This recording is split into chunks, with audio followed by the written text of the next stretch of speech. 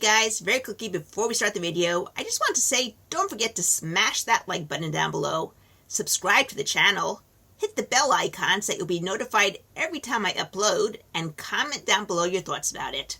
Don't forget to enjoy!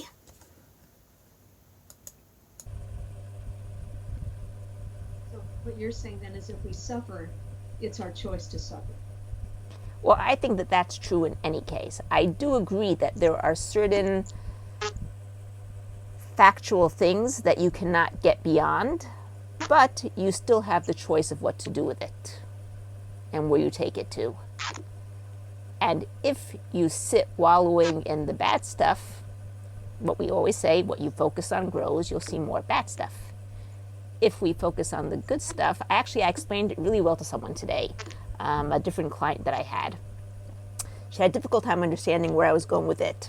When you think about streams that are going down a mountain and into a river and then into an ocean, okay? Those streams that have lots of water going down it get bigger. Those streams that have very little amount of water going down in it get smaller. They start filling up with silt, they start filling up with dirt, till there's almost no stream over there, right? Yeah, kind of like neuroplasticity. Exactly. That's where the neuronal pathways work. The more you use a neuronal pathway, the bigger and stronger it gets. The less you use a neuronal pathway, the smaller and smaller it gets. So if you are constantly using your memories to remember the bad stuff, you're using specific neuronal pathways, and they're getting bigger and bigger and bigger. And then suddenly your whole life is based on those bad things. If you start using them to see the good things in life, which is where the gratitude notebook comes in, which is where always looking for the gift is from, that pathway starts to grow. As that pathway starts to grow, it becomes easier for the neurons to go down that pathway. The other pathways start to shrink. That's interesting because I've been reading this book on how the brain heals, and it talks about neural pathways and all this stuff, and it talks about learned non-use. Like for my hand and arm, I think that's what it is. It's a learned non-use. Right. I don't even say if I would say it's a learned non-use. It's not used, so the pathway shrinks and shrinks and shrinks. Okay. Now there's one more aspect to that, and that's that your conscious mind can only take in 7 to 9 things at a time. Your unconscious mind takes everything in, but your conscious mind only 7 to 9 things. If you use those 7 to 9 things to find the bad things, what you're really doing is strengthening those bad pathways, which then affects the unconscious, because the unconscious is part of the neuronal pathways over there, and those bad pathways grow bigger and bigger. If you use those 7 to 9 things to only find good things, you're making the good neuronal pathways grow. And as you make the good neuronal pathways grow, the bad ones shrink, you find more and more good things, your life gets better. That's really an interesting way to look at it. So do you think visualization plays into this? I think visualization with emotion plays into it. Visualization that makes you frustrated does not play into it. It brings you back to the other place. Visualization with positive emotion does bring you to that.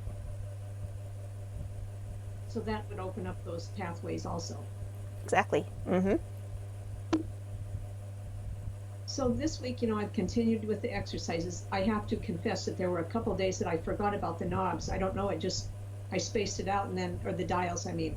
So then I just started it again. As soon as I remembered it, I started it up again and did it. But It seems like I'm kind of getting this message that self-love, learning how to love myself, is really an important key to all this. Yep. So I've been using the dial for self-love. You remember, that's one of the first dials that I do. Mm-hmm. Self-love. Because it's a key, isn't it? It is. Because when you love yourself, you will want to bring good things for yourself. When you don't love yourself and you don't think it's self-love and self-worth are very intertwined.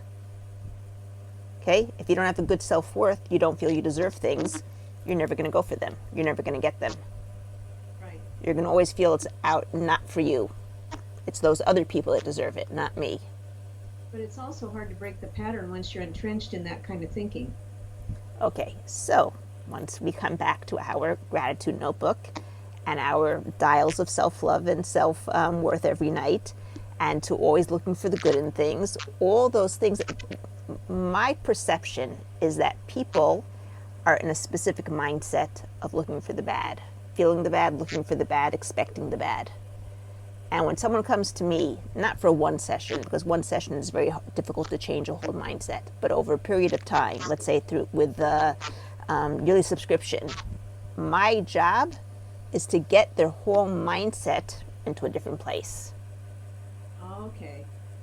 So that when they leave me, they've already had enough time to create a sturdy habit of looking for the good and finding the good and finding more good and more good and more good, because what you focus on grows.